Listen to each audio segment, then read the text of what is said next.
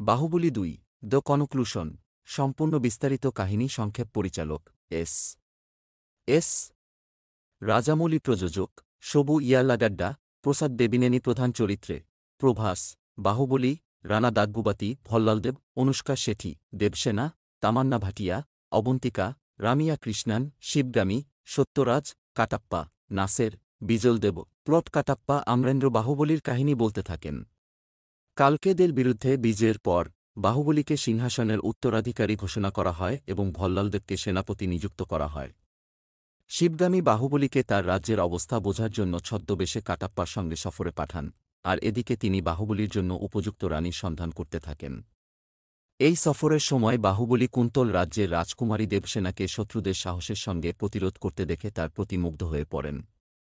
ছদ্মবেশে তিনি তার কাছে যান এবং কুন্তল রাজ্যের রাজপ্রাসাদে একজন রক্ষী হিসেবে প্রবেশ করেন। অন্যদিকে ভল্লালদেব দেবসেনার প্রতিকৃতি দেখে মুগ্ধ হয় এবং শিবগামী দেবসেনার সঙ্গে তার বিয়ের প্রতিশ্রুতি দেন। এক দূতকে কুন্তলে পাঠানো হলে দেবসেনা সেই প্রস্তাব প্রত্যাখ্যান করেন। বিজ্জলদেব শিবগামীকে কৌশলে বিভ্রান্ত করে বাহুবলীকে দেবসেনাকে বন্দী করতে আদেশ দিতে রাজি করান। কুন্তল রাজ্যে বাহুবলী ও কাটাপ্পা রাজপ্রাসাদ রক্ষার জন্য শত্রুদের বিরুদ্ধে লড়াই করেন, যেখানে দেবসেনা ও তার ভাইপো কুমারবর্মাও তাদের সঙ্গে লড়েন। এই লড়াইয়ের পর কাটাপ্পা প্রকাশ করেন যে বাহুবলী হলেন মহিষমতির ভবিষ্যৎ রাজা।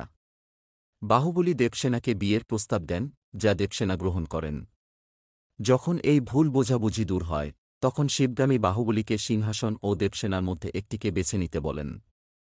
বাহুবলী দেবসেনাকে বেছে নেন, ফলে ভল্লালদেব রাজা হন এবং বাহুবলী সেনাপতি নিযুক্ত হন। তবে জনগণের মধ্যে বাহুবলীর জনপ্রিয়তা অটুট থাকে। দেবসেনা গর্ভবতী হলে ভল্লালদেব বাহুবলীকে তার পদ থেকে অপসারণ করেন এবং সেই স্থানে সভাসদ সেতুপতিকে বসান। দেবসেনা এই সিদ্ধান্তের প্রতিবাদ করেন এবং বাহুবলীকে সিংহাসনে বসার অনুরোধ করেন। এরপর বাহুবলী দেবসেনার অসম্মানকারী সেতুপতিকে হত্যা করলে তাকে রাজ্য থেকে নির্বাসিত করা হয়। বাহুবলীর জনপ্রিয়তা ক্রমাগত বেড়ে চলায় ভল্লালদেব ও বিজ্জলদেব ষড়যন্ত্র করে শিবগামীকে তার বিরুদ্ধে দাঁড় করানোর পরিকল্পনা করেন। বিজ্জলদেব কুমারবর্মাকে বোঝান যে দেবসেনা ও তার সন্তানের জীবন বিপদের মধ্যে রয়েছে। এতে কুমারবর্মা ভল্লালদেবকে হত্যা করার চেষ্টা করেন, তবে ব্যর্থ হন। শিবগামী বিশ্বাস করেন যে এই হত্যাচেষ্টা বাহুবলীর নির্দেশে হয়েছে এবং গোপনে কাটাপ্পাকে বাহুবলীকে হত্যার আদেশ দেন। কাটাপ্পা কৌশলে বাহুবলীকে নির্জন স্থানে নিয়ে গিয়ে হত্যা করেন। পরবর্তীতে ভল্লালদেব প্রকাশ করেন যে তিনিই এই ষড়যন্ত্রের মূল নায়ক, যা কাটাপ্পা শিবগামীকে জানান। শিবগামী নিজের ভুল বুঝতে পারেন, কিন্তু তখন অনেক দেরি হয়ে গেছে। দেবসেনা তার সদ্যজাত পুত্রসহ রাজপ্রাসাদে এলে শিবগামী ঘোষণা করেন যে বাহুবলীর পুত্র মহেন্দ্র বাহুবলী মহিষমতির নতুন রাজা হবেন। কিন্তু ভল্লালদেব সেনাদের শিবগামীর বিরুদ্ধে দাঁড় করান, ফলে শিবগামী শিশুটিকে নিয়ে পালিয়ে যেতে বাধ্য হন। এরপর ভল্লালদেব পরবর্তী ২৫ বছর রাজত্ব করেন এক নৃশংস শাসকের মতো এবং দেবসেনাকে কারাগারে বন্দী করেন। দেবসেনা গোপনে তার প্রতিশোধের প্রস্তুতি নিতে থাকেন এবং ভল্লালদেবকে দাহ করার জন্য একটি চিতা তৈরি করেন। কাটাপ্পার কাহিনী শেষ হওয়ার পর মহেন্দ্র বাহুবলী শিব ভল্লালদেবের বিরুদ্ধে যুদ্ধ ঘোষণা করেন। তিনি আদিবাসীদের প্রতিরোধ বাহিনী ও মহিষমতির দাস সেনাবাহিনীকে একত্র করেন এবং কাটাপ্পার নেতৃত্বে মহিষমতিতে আক্রমণ করেন। বাহিনী দুর্গ অবরুদ্ধ করে এবং মহেন্দ্র কাটাপ্পার সঙ্গে শহরের প্রাচীর ভেঙে ভিতরে প্রবেশ করেন। যুদ্ধের মাঝে তিনি ভল্লালদেবের সঙ্গে লড়াই করে তাকে শৃঙ্খলে আবদ্ধ করেন এবং দেবসেনা চিতার উপর ফেলে দেন। দেবসেনা আগুন ধরিয়ে ভল্লালদেবকে জীবন্ত পুড়িয়ে মারেন, যার মাধ্যমে তার অত্যাচারী শাসনের অবসান ঘটে। এরপর মহেন্দ্র বাহুবলী মহিষমতির নতুন রাজা হিসেবে অভিষিক্ত হন এবং তার স্ত্রী অবন্তিকাকে রানী করেন। তিনি প্রতিশ্রুতি দেন যে মহিষমতিতে শান্তি ও ন্যায়বিচার চিরকাল বজায় থাকবে। প্রসঙ্গ ও সূচনা ২০১৫ সালে মুক্তিপ্রাপ্ত বাহুবলী দ্য বিগিনিং ছবির উত্তেজনাপূর্ণ ক্লিফহ্যাঙ্গার সমাপ্তির পর দর্শকরা অধীর আগ্রহে অপেক্ষা করছিলেন এই প্রশ্নের উত্তর জানতে, কাটাপ্পা বাহুবলীকে কেন হত্যা করল। এই রহস্য উন্মোচনই বাহুবলী ২ দ্য কনক্লুশন সিনেমার মূল কেন্দ্রবিন্দু। এই ছবিটি শুধু বাহুবলীর মৃত্যুর রহস্যই উন্মোচন করে না, বরং মহিষমতী সাম্রাজ্যের ইতিহাস, ষড়যন্ত্র, প্রেম, প্রতিশোধ এবং ন্যায়ের প্রতিষ্ঠার এক অসাধারণ উপাখ্যান বর্ণনা করে। অমরেন্দ্র বাহুবলীর উত্থান ও মহিষমতির ভবিষ্যৎ বাহুবলী দ্য বিগিনিং ছবির ঘটনাগুলোর পর গল্পটি ফিরে যায় অতীতে, যখন অমরেন্দ্র বাহুবলী ও ভল্লালদেব দুজনেই মহিষমতীর সিংহাসনের উত্তরাধিকারী হওয়ার জন্য রাজমাতা শিবগামীর তত্ত্বাবধানে শাসনবিদ্যা ও যুদ্ধকৌশল শেখেন। বাহুবলী ছিলেন জনদর্দী, বিচক্ষণ, নির্ভীক ও আদর্শবাদী নেতা। অন্যদিকে ভল্লালদেব ছিলেন নিষ্ঠুর, আত্মকেন্দ্রিক ও ক্ষমতালিপ্সু। তিনি সবসময় বাহুবলীকে নিজের প্রতিদ্বন্দ্বী ভাবতেন এবং মনে মনে তাকে সরিয়ে দেওয়ার ষড়যন্ত্রে মেতে থাকতেন।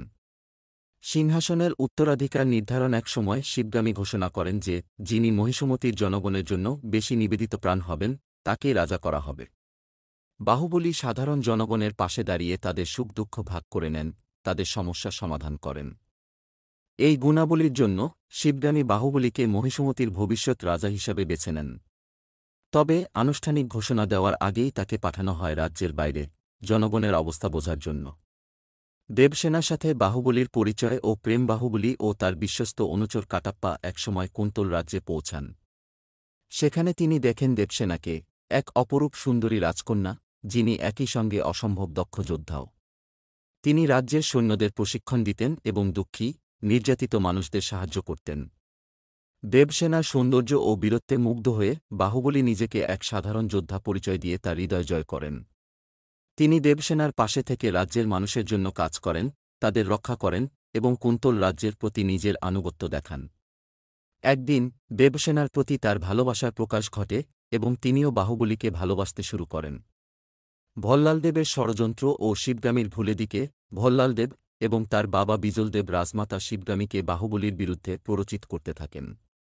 তারা শিবগামীকে ভুল বোঝান যে বাহুবলী রাজ্যের দায়িত্ব ভুলে শুধুমাত্র দেবসেনার প্রেমে মত্ত হয়েছেন। ভল্লালদেব দেবসেনার প্রতি মোহ দেখিয়ে শিবগামীর কাছে প্রস্তাব পাঠান যাতে তিনি দেবসেনাকে তার জন্য বিয়ে ঠিক করে দেন।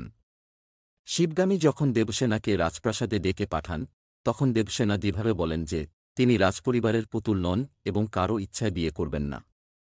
এতে শিবগামী অপমানিত হন এবং রাগে বাহুবলীর প্রতি বিরূপ মনোভাব তৈরি করেন। এক পর্যায়ে বাহুবলী যখন ঘোষণা করেন যে দেবসেনাই তার স্ত্রী হবেন, তখন শিবগামী ক্রুদ্ধ হয়ে যান এবং সিদ্ধান্ত নেন যে ভল্লালদেবী মহিষমতীর পরবর্তী রাজা হবেন। বাহুবলীর পতন ও হত্যার ষড়যন্ত্র। বাহুবলী সেনাপতির দায়িত্ব পালন করলেও রাজ্যের জনগণ এখনও তাকে প্রকৃত রাজা মনে করত। এতে ভল্লালদেবের ঈর্ষা আরও বেড়ে যায়। ভল্লালদেব পরিকল্পনা করেন বাহুবলীকে হত্যা করার। তিনি কৌশলে শিবগামীকে বোঝান যে বাহুবলী আসলে মহিষমতীর জন্য হুমকি। শিবগামী তখন আদেশ দেন বাহুবলীকে হত্যা করতে। বিশ্বস্ত দাস এবং বাহুবলীর সবচেয়ে বড় সমর্থক কাটাপ্পা এই আদেশ পেয়ে দ্বিধায় পড়ে যান। তবে তিনি রাজমাতার আদেশ অমান্য করতে পারেননি।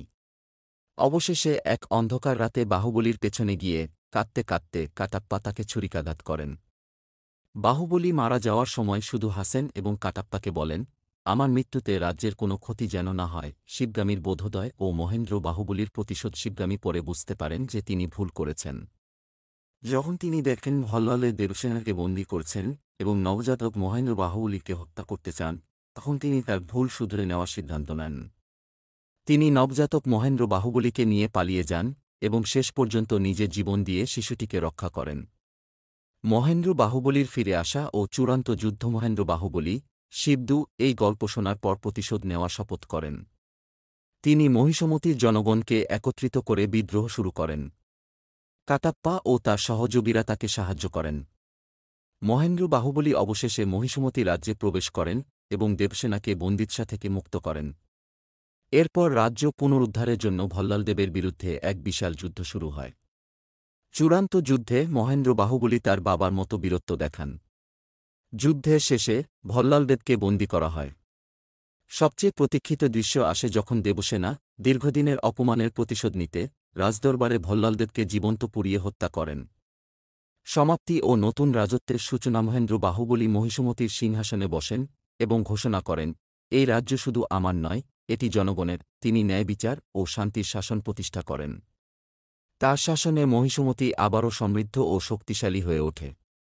উপসংহার: বাহুবলী ২ দ্য কনক্লুশন শুধু একটি সিনেমা নয়, এটি প্রেম, বিশ্বাসঘাতকতা, প্রতিশোধ, ত্যাগ এবং ন্যায়ের প্রতিষ্ঠার এক অতুলনীয় কাহিনী। এটি ভারতীয় সিনেমার ইতিহাসে চিরস্মরণীয় হয়ে থাকবে।